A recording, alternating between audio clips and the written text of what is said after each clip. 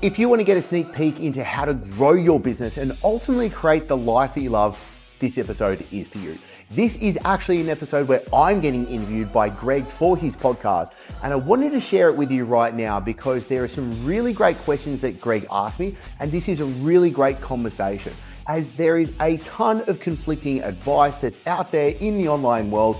And well, I just want to share with you what I've tried to figure out with myself through my journey. And by sharing this, you can avoid the mistakes I've made and pick up the lessons so that you can fast track your success and ultimately you build the business and life that you love.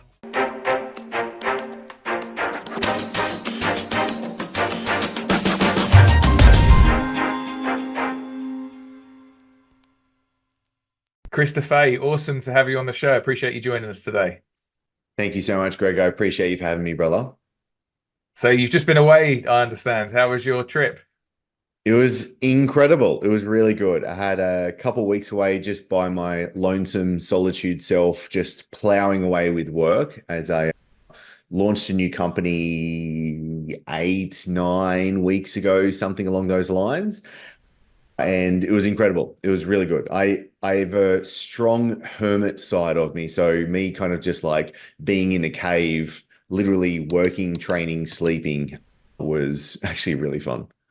Yeah, it's awesome. I know for me, when I get away, that's the best times for me, just having a bit of time to really think about things and sitting on the sunbed, all the ideas start really flowing. So I think for most people it's probably like that, isn't it? You just need time away from the day-to-day business, don't you, to be your best self and be your most creative self. Yeah, I think there's really a strong element and a learning point of number one, the power of immersion, like truly immersing yourself in something and taking away distractions. And I have 4 daughters, a wife, a dog, do you know what I mean, under this roof. And it's incredible. Like I love family life as well, but also what I really appreciate is my wife and I are really on the same page where I need to have that solitude and that time away to be able to do things. I'm also, do you know what I mean, this Sunday, I'm about to fly out to the US. I go on a hunting trip for a week and then I come back. So for me, I'm finding the harmony between being the father and husband that I love to be and showing up for them, and also myself being on mission and doing the things that, do you know what I mean, best liven me up and have me share my gift to the world. Yeah, I love that. So, Chris, we're going to dive into your background of where you've come from and how you've got to the stage you're at now. Obviously, you're talking about going away and having a few holidays and whatever else. Life's changed for you, hasn't it? And business has changed for you, I guess, since you've exited your business. And it's great to have you on the podcast to talk to someone who's actually built a nice big company, managed to exit the company, because that's the bit that most people aren't able to do. How have things changed for you since you've been able to do that? And then we'll maybe dive into what that business was and what you managed, how you managed to do it.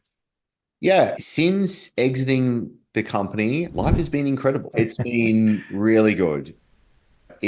I clearly was running that business for longer than I should have because I had evolved past it, which was obviously the main reason why I sold it. Like I came to this epiphany one day where it was, I don't want to be more. I don't want to have more. I want to be more. And I was like, I don't want to have more. I want to be more. And it was just me wanting to be more, to evolve more, to go on and do different things. I just didn't want to continue to do the same thing. And it was even in the negotiations of the sale, the guy was like, if you held on to this company for a little bit longer, like you'd make millions more. And I was like, I don't care. I'm not in it to try and squeeze every single dollar out of this. And I had this inkling, and it's exactly what has happened, if I could be perfectly honest, which was since selling and knowing I got out of it, like what some people said earlier, and there was money on the table, I've earned tons more. Yeah. This new company that started, 8, 9 weeks ago, we have rocketed from the absolute beginning, and we haven't even turned on our main marketing channels, which is what my strength is. So it's just been really interesting how there's, I don't know if how woo-woo you want to get into it, but like the energetics of it and just kind of like the alignment for me, it just feels aligned. If somebody isn't truly aligned with what they're doing and what their work is and how they're having to show up, there creates friction. And that friction means you're not going to be producing your best work. And there's going to be a rougher patch that you need to go through as well. So to get back to actually answering your question, Greg, it was since selling the company, like it was amazing. And for me, I'm very much the fall in love with the process. Yes, we need a North Star. Yes, we want a goal, a target, a clear intention to be able to work towards. But it's the process that I love. And I've been very clear. It's like, this is what I love. So like, I remember very clearly the last Zoom call being on the company, and it was pretty much kicking me out of like all of the passwords and platforms and then saying the last goodbyes and that it. And I sat there, finished everything off, cheerio, thank you so much, closed the Zoom call, and that was it. It was 100% out of the company, completely wrapped and done. It was only 5 weeks before that we signed the first LOI as well. So it only took me 5 weeks to then go to a complete exit. I closed the Zoom call, got up, walked out of the office. We're in Bali at the time. My wife went and met me at this cafe on the beach that we love going to. I sat there, I drank a sparkling water. We were there for about half an hour. And I was like, I'm going back to work. Do you know what I mean? Like, I was like, I'm going back into it right now. So for me, I had a lot of people as well say to me, like, take 6 months off, take 12 months off, take longer off. But I was like, no, I know what I want to do next. Do you know what I mean? And like, I spent a year doing like what many would call like high-end consulting. So I did a year of doing that, which was amazing, which then, because I was very clear, I was like, I know what I want to do, which was like this high-end consulting thing because it's an easy next step for me. I was clear that my intention was I want to become the best person at growing online coaching businesses in the world. And for me to do that, I had to put the reps in. And this was the way I was going to put the reps in. And I clocked a lot of hours up having to do it. And it was great. And I earned great money during that year as well. But then I had the epiphany of like, oh, now I want to build this new company. This is the next thing that I want to create, and which turned into what now is the Rainmakers. And so anyway, yeah, it's just been an interesting transition coming through this. Yeah, fantastic. We'll dive into your new business as we go through the call. But just coming back to the first business that you built, just to let the audience know what type of business that was. And one question I've got on that is, did you feel aligned with that business when you started it out? And did you build that business to sell? Like, how did you transition into saying, actually, I now want to exit this? All right. So to properly answer that, let me go probably a couple steps even before that then. So I was a personal trainer in Sydney. I ran a successful personal training business that kind of turned into like this agency model that I ran inside of Fitness Firsts, and they hated it because I was doing something that like no one had ever done before, because I had other trainers working for me in other gyms. My wife fell pregnant with our first child. I then had an opportunity to move to Dubai to start a fitness business. I went, did that, lived in Dubai for 2 years whilst like starting this family together, burnt out again, running that personal training business in Dubai. Then we moved to Bali because I was like, I'm going to build an online fitness business. Like this was back in 2014. And then I was building an online personal training business, and I had a lot of trainers then coming to me being like, I saw you're in Sydney, then you're in Dubai, now you're living in Bali and you're running an online fitness business. Like, how did you do it? And I started helping some trainers, and I'm just like giving some advice. That went on to, I was then running some workshops throughout Australia that kind of led on to that, which then I fell more in love with business than I did with fitness. And then at the time, like a mutual friend, it was actually a conversation I had with Taki Moore ages ago. And at the time I was running 3 businesses. I had a supplement business. I had supplements getting sold in retail in Australia. I was running the online fitness business, and I was starting to coach personal trainers to get their business online.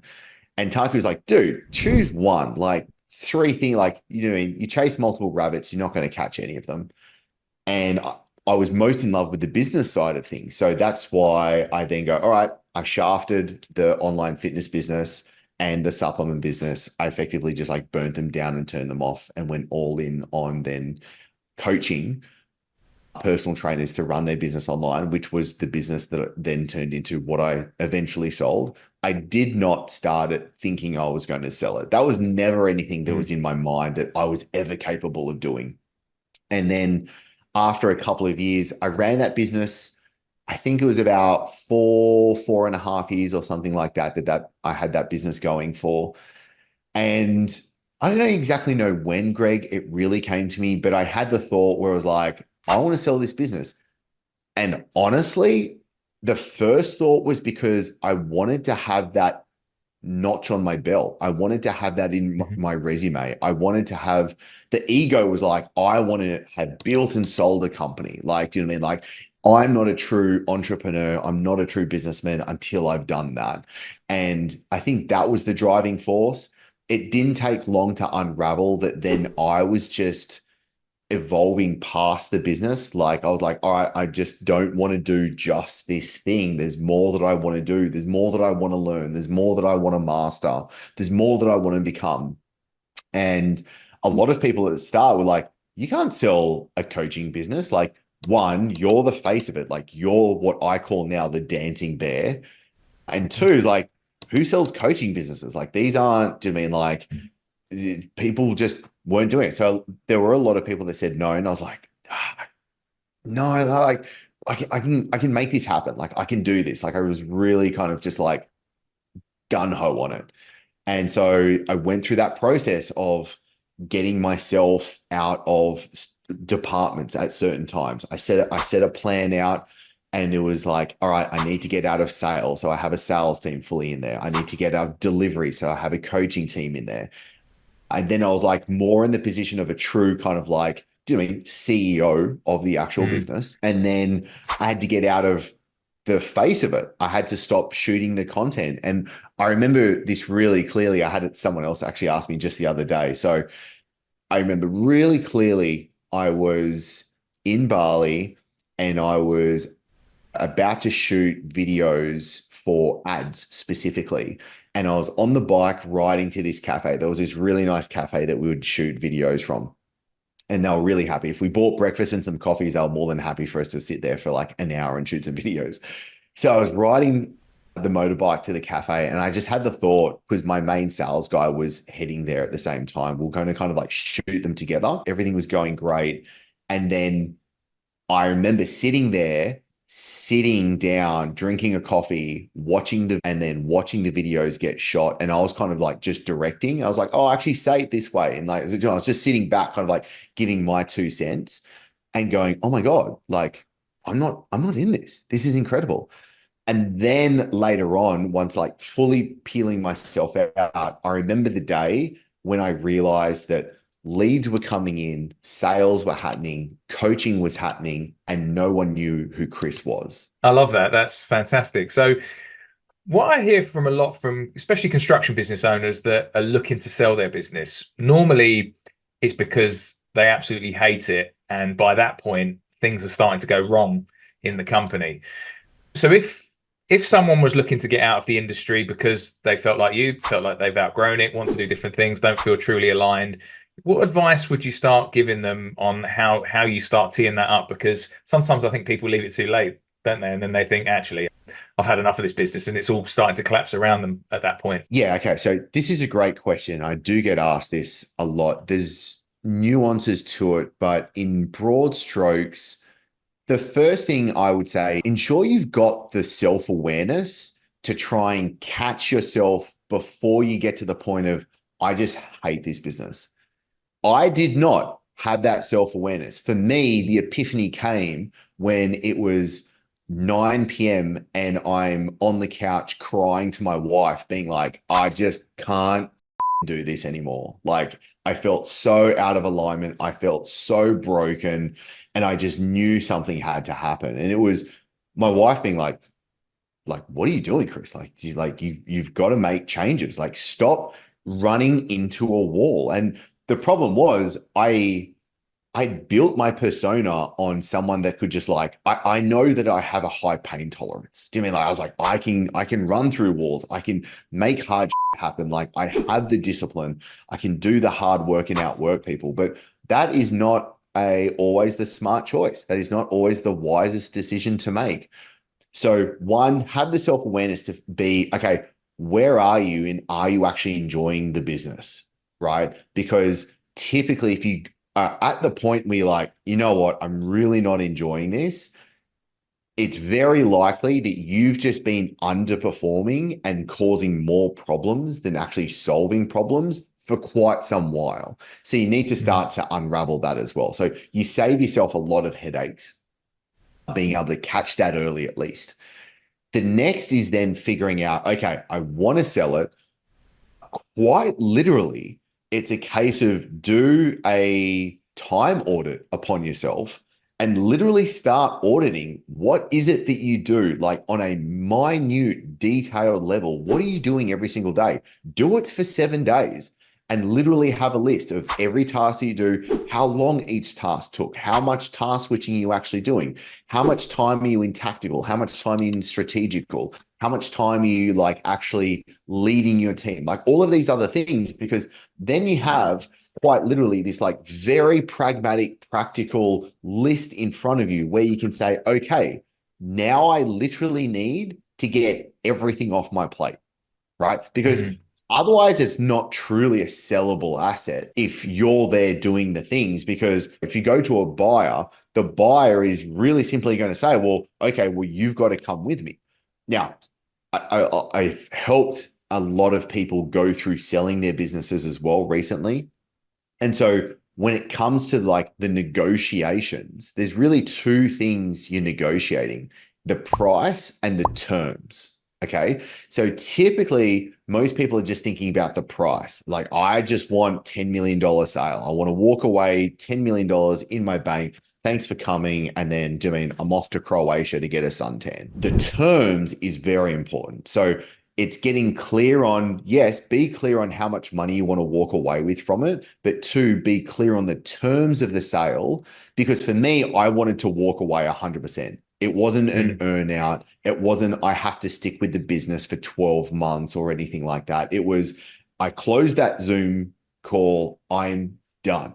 Do you know what I mean? You done well to negotiate that, because that's not easy to get, is it? You know, a lot of businesses will want you to stay there and see the transition through. But so this goes into it. The lesson of that, the teaching point of that, the thing to actually pick up is, if somebody's like, oh, I just want to completely walk away from it, it has to be something you can completely walk away from. And it does not disturb anything to do with the business. Like, effectively, you want no one to even notice.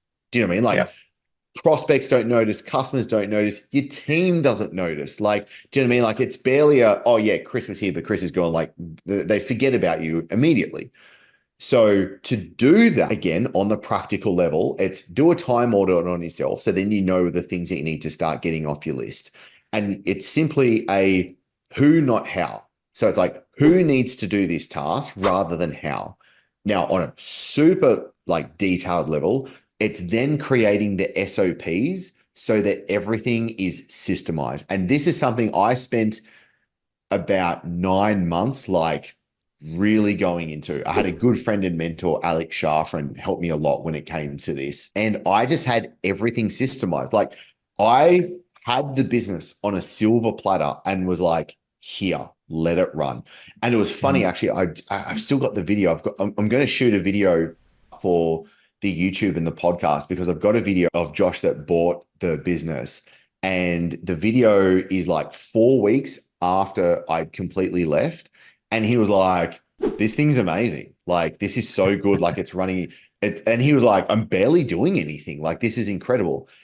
That was so good. Do you know what I mean? So if you're like, number one, oh, I'm just not enjoying it, I do want to exit it. How much money do you want to walk away with it? What are the terms that you want to walk away with? And how do you want to do that? How do you get yourself to stop being the dancing bear? How do you checklist and systemize the entire business so it is a completely sellable asset? And then you can start going out and shopping to people as well. Yeah, so I think what you've highlighted there, some great value and lessons in that. But what we're really saying is it's not an easy thing to go and sell a business. And this is probably why so many people don't manage to exit, because they're not willing to put that work in.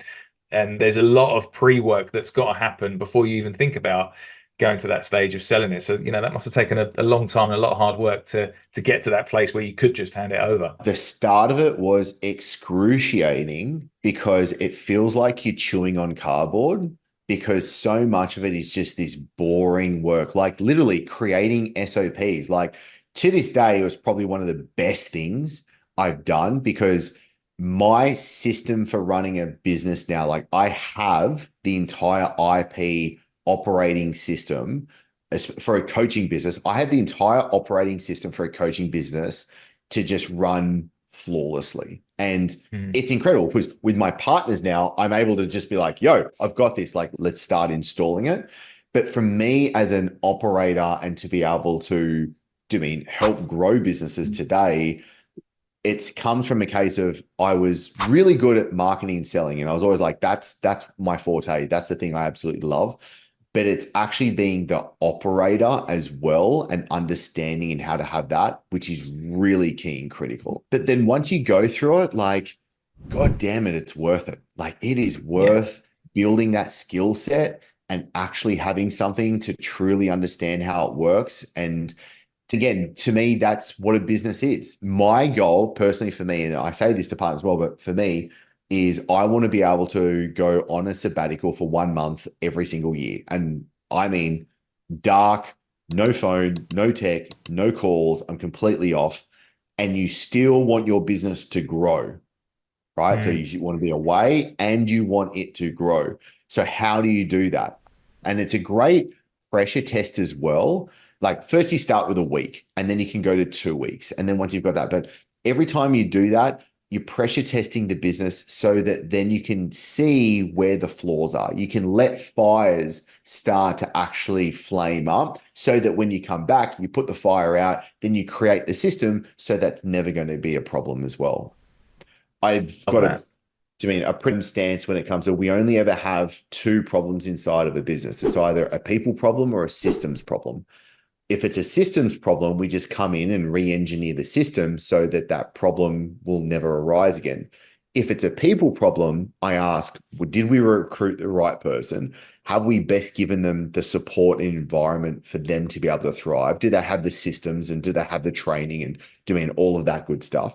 And if we say, yes, we have given that, and it's still a people problem, well, they don't deserve a jersey on the team, and we replace them. And so that's people problem, systems problem, and you can move through problems much faster. Yeah, great to simplify it like that. Have you subscribed? If not, this is the best time for you to subscribe, whether you're on the YouTube or on the podcast. Why? Because it would be a bummer if you missed out on everything that's to come, or don't subscribe if you're not actually getting much value out of this, because there is a zillion other things that you could be doing. So I'd rather you go and do that. The ball's in your court. Let's just talk about now, you said that you didn't feel aligned with this business and you were outgrowing this business. So just to explore that a little bit further, because obviously, there might be some people listening thinking, well, you could have taken that business to 8, 9, whatever figures you wanted to potentially. So what did you mean by that? You wanted to outgrow it and move on to other things. Why did you want to transition into something else? This isn't going to sound like a concrete answer. This is a bit more of a feeling. Like, this is the feeling of, I'm out of alignment. I want more. This isn't right. It's your soul tapping you on the shoulder at the start. It whispers in your ear. It's the thoughts that arise at 3 a.m. that wake you up in the middle of the night. It's these sorts of things that really start to come through. And the problem is, if you don't listen to them when they're whispers, they will get louder, and then they turn into problems, and it turns into a hammer to the head when, I'm practically on my knees as a broken man, being like, why have I screwed this up? Why am I in this situation? Why do I feel so bad right now?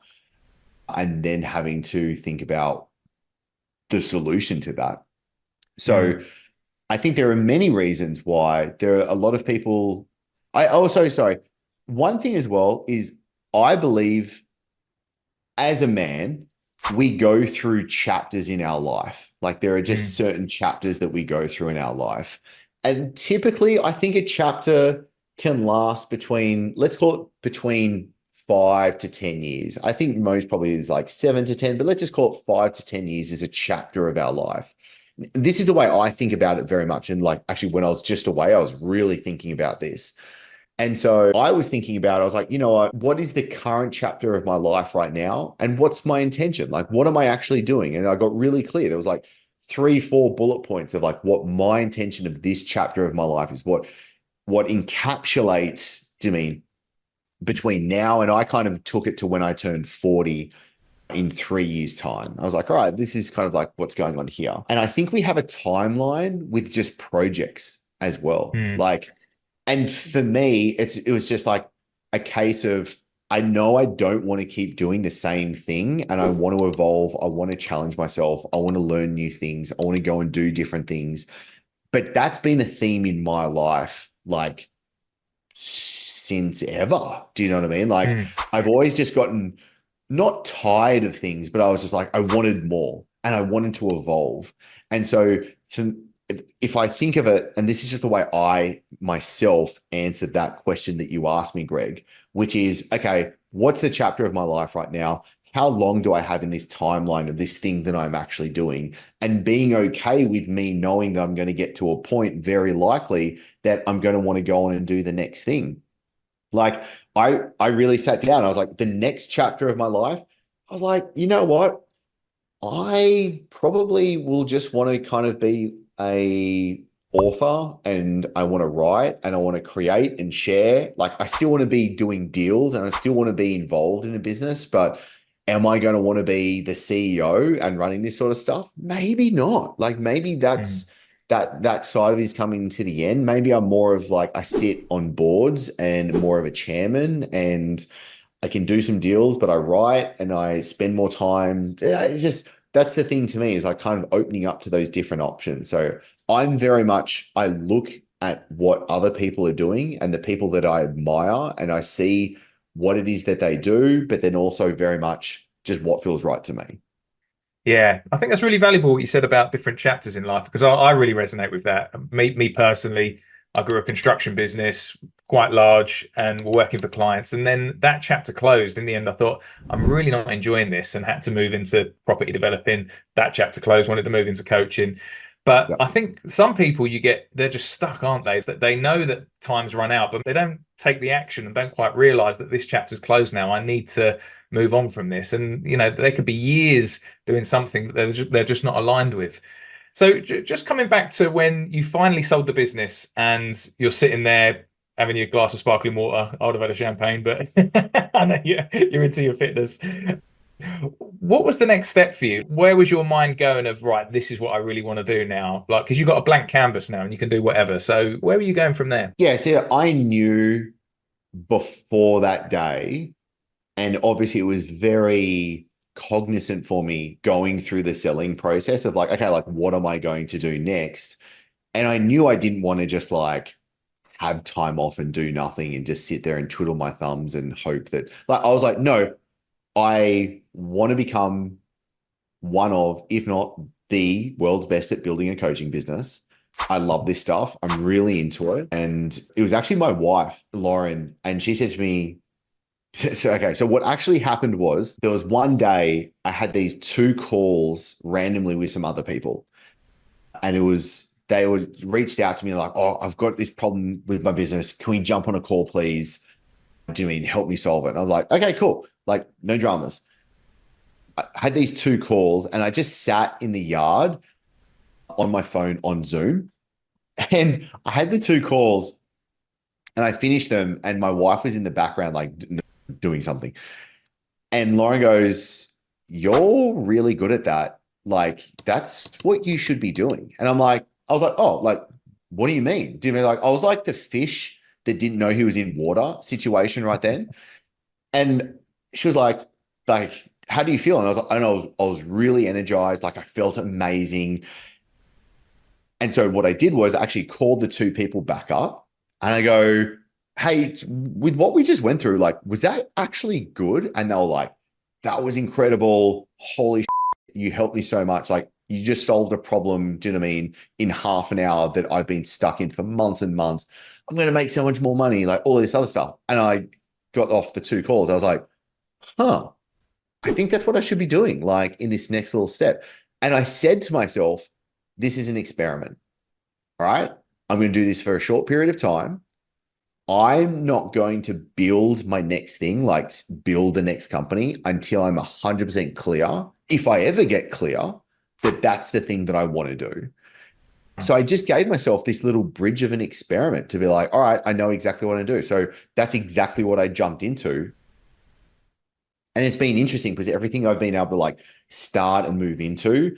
So when I started the consulting, it took me 63 days to get to $1 million run rate. And so I was just like, wow, that was super quick for me to be able to build this up. Wow. And then starting this new company, it took us 7 weeks to go from 0 to 183K monthly recurring revenue. And I was just like, Wow. and so for me, I'm like, I enjoy the challenge of things. Like, I think it's kind of like the athlete sportsman inside of me as well. It's like, I want to break a record to me. Like, let's do it. Like, I want to achieve a result, but I want to achieve a result with what I call enabling constraints. And so for me, it's like, I want to build an amazing business, but I want to be in great physical health and shape. I want to have a great marriage. I want to be a great father to my 4 daughters. Like I want to attain this thing, but I want to do it also in more of a holistic sense where I'm like, I'm doing good in the other areas of my life and I'm not just one dimensional. Like that's the thing for me. Does that answer the question? It does, yeah. So just thinking about that, because I know you're big on having a fulfilling life and fulfilling business life, and mixing that in with your marriage and your health. And I know you're big on your health, things like that. So let's just explore that a little bit further. Is it possible? Is it really possible to have it all? Because normally you see some people will really focus on the business side and they go all in on that, and then something else is going to crash and burn in their personal life. So how do you navigate all of that to try and keep it all together? Okay. I'll give you a fluffy answer and I'll give you a more concrete answer. The fluffy answer to start off with was I had this kind of like idea pop into my head one day and I laughed when I had it. And it was, I want to be the guy that has it all. Someone has to be him. So I've decided that's going to be me. Right. Like that was the Yeah. idea that came into me.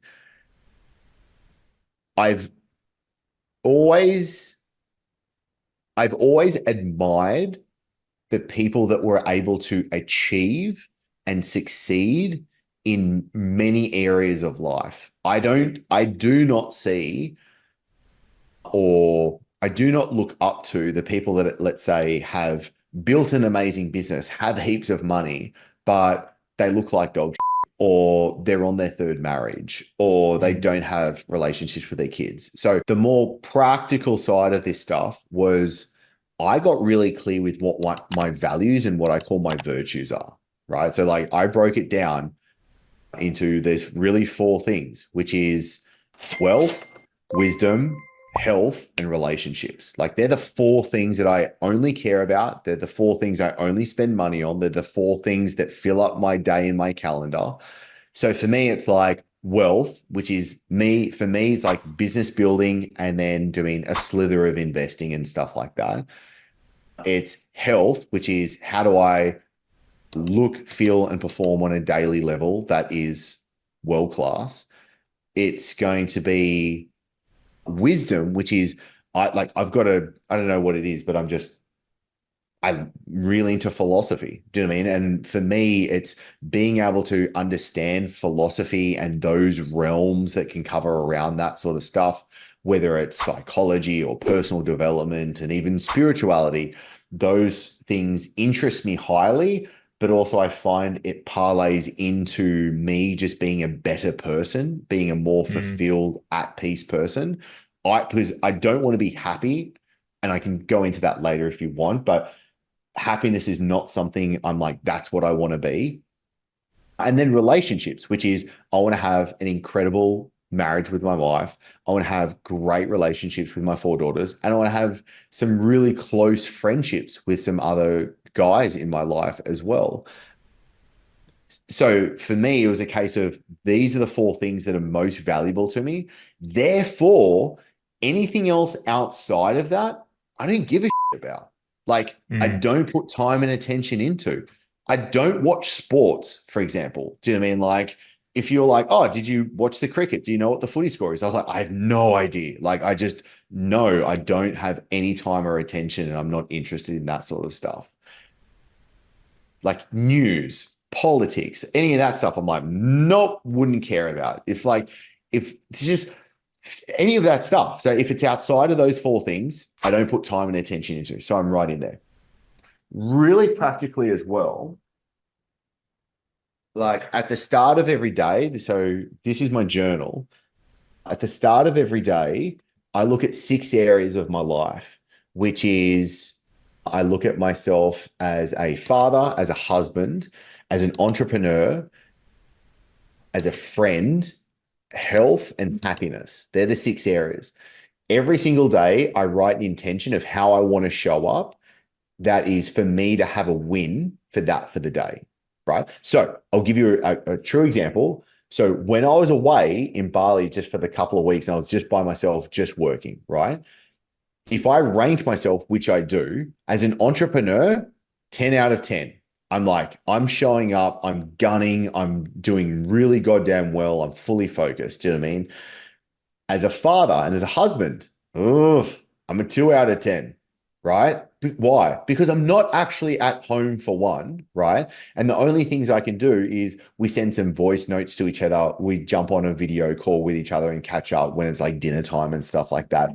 Like, but I'm not being an amazing father and husband. I'm away at that time.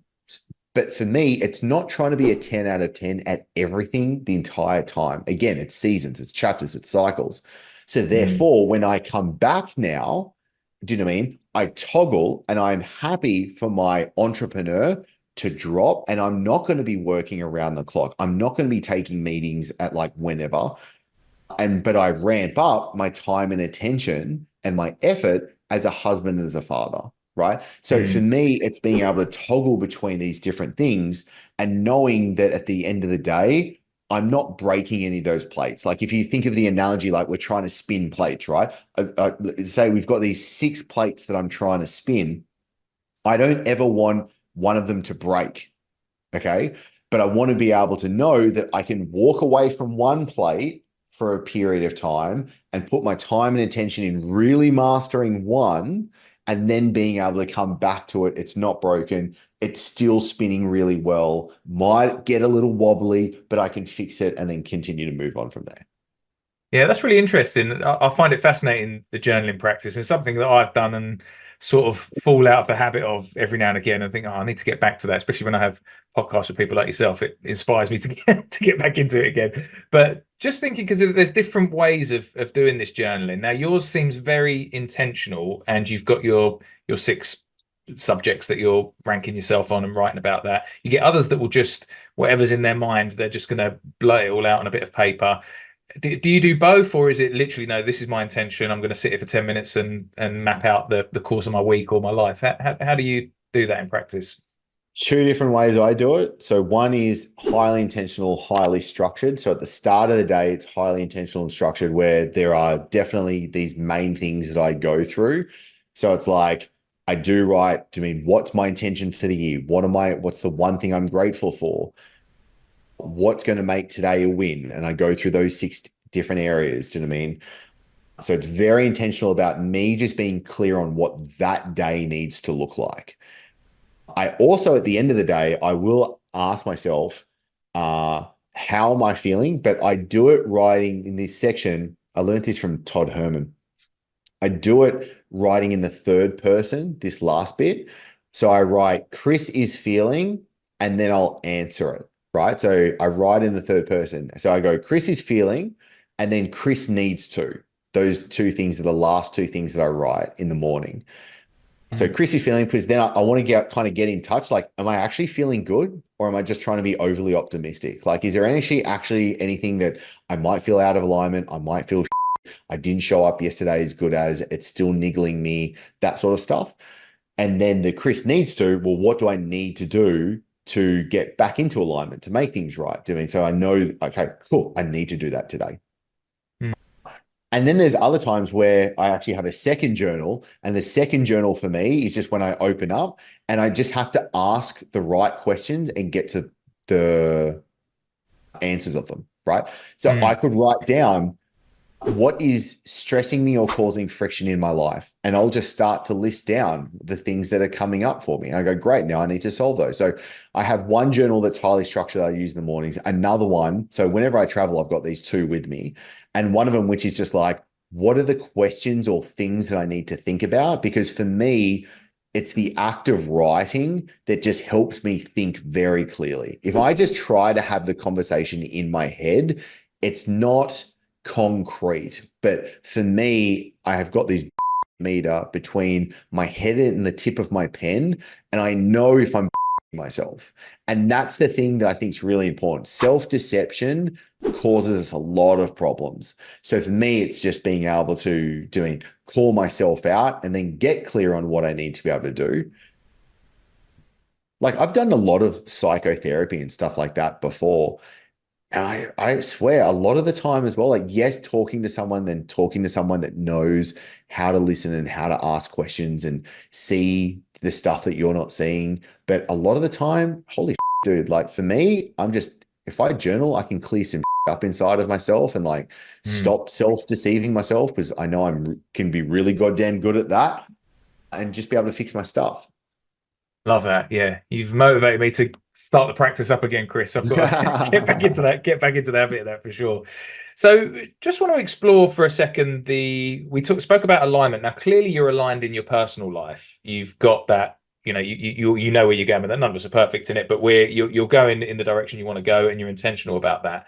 But you're also now building businesses, and you're seeing a lot of businesses. How do we transfer being aligned with what you're doing in personal life to a business that's aligned and having a vision and a North Star for the business? Because I guess those businesses, they're not going to be so interested, are they, in, is your personal life okay? How do you get the staff and everyone on board and going behind a vision? Can you amalgamate the two, or is it two completely separate things? Bit of a tough question. No, I do think you can. I think a lot of the time, we don't have business problems. We have personal problems that manifest inside of our business. A lot of the time, it's each individual, especially, like, let's say if we're just talking to like the CEO, the founder, the leader, the head honcho of the business, the limiting factor to that business is them and their. So if they have what I call distraction and noise in their personal life, that's going to screw them over inside of their business. So a lot of the time, where it comes down to, and this is where, like, I did hundreds of hours of these consulting, it's actually me kind of being like, you know what? Let's actually poke and prod about what's going on in life. And then that opens up into business stuff as well, because it's how you're showing up. It's how you're thinking about the problems inside of your business. And so I think too much of the time people are trying to like, oh no, that stuff doesn't matter. Like, no. It's like, no, that does matter, because that's coloring the lens in which you're seeing your business. Do you know what I mean? Like, if your nervous system's fried, if you've just had, some blow-ups with your partner and you're frustrated, or you haven't slept well, or you're not hydrated and fed properly, like all of these other things, you're not showing up to your business the way that you need to. You will not perform at the level that you need to best for your business to grow. So there is a very strong correlation with this. So true. Do you need to be an absolute health nut, kind of like to the level that I'm at? No, I do not believe that as well. I just enjoy that sort of stuff, and I've come from the fitness world and I find it fun. So I think there's very much a correlation between what is happening with your personal life and yourself to how you show up in the actual business. And with the alignment of like in a business, I guess if I just talk to the case of like, is the head honcho aligned with what's happening inside of the business? there is that soul searching that needs to happen, and them being very clear on, okay, this is the vision that I have for this business. Am I communicating and articulating what I need to the rest of my team members so they know what's going on?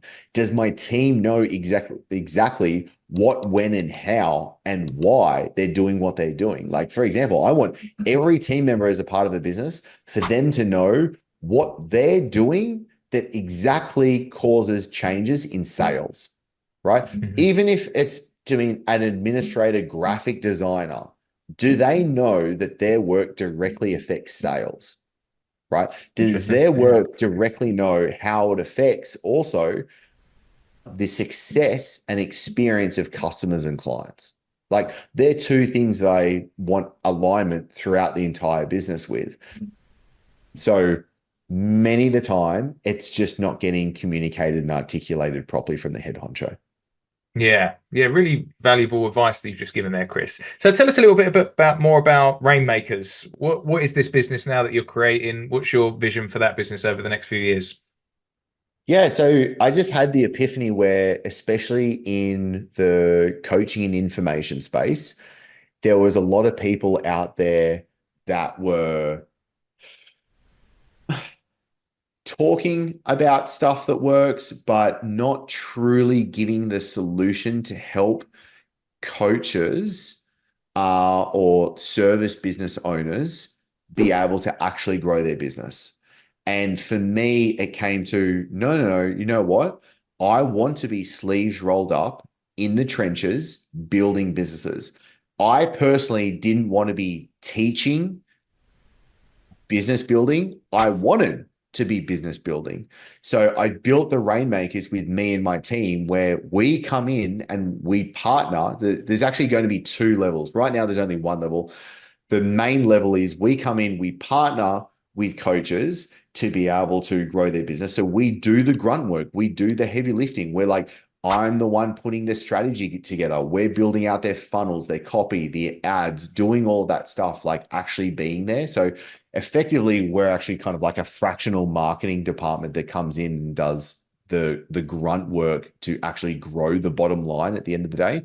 Plus, we help with delivery and operations and all that stuff as well, because there needs to be that congruency for how everything to work. The second level that we're actually about to launch in probably about 2 weeks' time is going to be something where I was like, okay, I have, like, it's not cheap for us to be able to partner together. We work off a retainer and profit share that's based on performance. But I was like, oh, I want to be able to give something to the marketplace that's practical, highly useful, and really potent, giving them what they need. And so I had this conversation. The idea of it came in a sauna, like probably what all great ideas come from.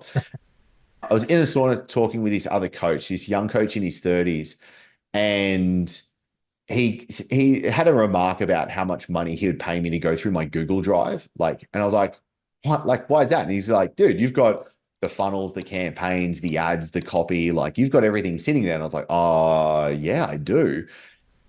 So anyway, what we're about to launch is kind of access to our private collection of what's best working with ads, copy, campaigns, funnels, emails, socials, all of that stuff. And just kind of like, for $100 a week, you know what? You can have access to all of this stuff. So we're not coaching or teaching. Like, I very much was very defined with what words we wanted to use. And I was like, we're not coaching and teaching. This is us just sharing. This is what's working with our partner portfolio right now. Right. And our partner portfolio will do now, but we'll do over 32 million in annual revenue. And so we see a lot of data. We're like, where they're doing it. So I think it was like, holy shit, this is amazing. Like, I can just share this stuff out to people. I'll make it dirt cheap. I think $100, if someone's not willing to pay $100 a week for it, they're not willing to apply it. So they're not going to get actual use of it anyway. And so anyway, that was just kind of like I feel like I'm doing something good to the world. It's fun. It adds another revenue stream to the business as well, but it's not like it's the heavy hitter of our partners. Yeah, fantastic. Well, that sounds really exciting, Chris, and I can't wait to see as I stay connected with you how that journey goes with Rainmakers. And I know it's going to be a big success going by your previous stuff. So really look forward to that. Chris, can I just say thanks so much for the time on the show today? So much value there. And I think if anyone's listening to this, construction or otherwise, that are looking to exit a business, and we spoke about alignment and lots of other different things there, I think there's going to be so much they're going to be able to take away and unpack from that. So really appreciate your time, mate. No, I appreciate you, Greg. Thank you for having me, brother. Take care. If you've enjoyed this episode and it's vibed with you, then make sure that you hit subscribe, whether you're on the YouTube or on the podcast. And importantly, if there is any guests that you want me to have on the show, or specific questions or topics that you want me to be able to cover for you, simply put it into the YouTube comments or send me an Instagram DM. That way I can make sure you're getting the most out of actually being here.